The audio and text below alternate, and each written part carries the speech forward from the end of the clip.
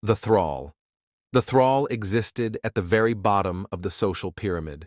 That he belonged absolutely to his master is graphically illustrated by the existence of a law that quite literally allowed the thrall to be beaten to death by his owner.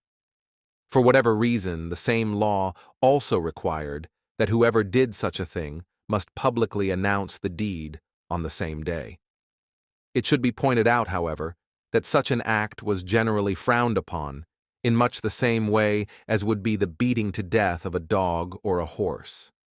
Recognized by their close-cropped hair and rude garments, thralls were put to work on the heaviest of tasks, such as felling trees, digging ditches, and spreading dung. Thralls of both sexes worked in the fields, and each day they were also expected to help indoors, fetch and carry water, and muck out the pigs and cattle. Slaves of both sexes were a source of great wealth to the Vikings, and there are accounts of captives being traded in slave markets as far afield as Dublin and Byzantium. Some of these unfortunate souls ended up in the Scandinavian homelands, where they were subjected to a wretched life of back-breaking servitude, their only release being death itself.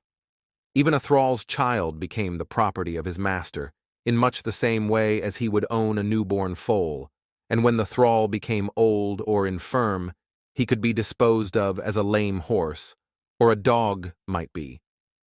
More often than not, he was even denied a basic burial, his body simply being cast out to the elements.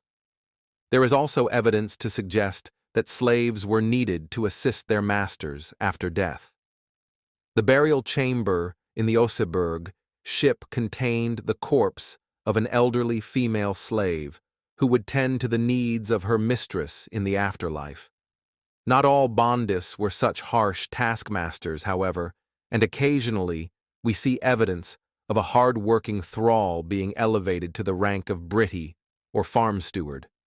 Sometimes a thrall might even be allowed a degree of free time in which to do extra work on his own behalf, and in time buy his freedom and emerge from servitude as a freedman.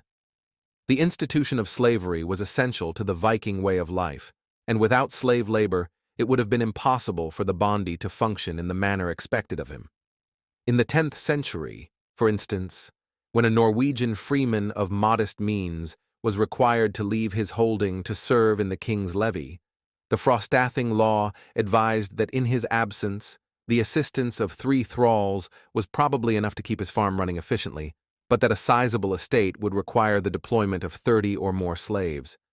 In addition to serving his king, the freeman would usually leave his farm or estate at least once a year in order to further his own ends, perhaps by joining a trading expedition to sell his produce in market towns such as Kaupang or Hedeby, or by voyaging to foreign lands in search of slaves and plunder in his role as Viking.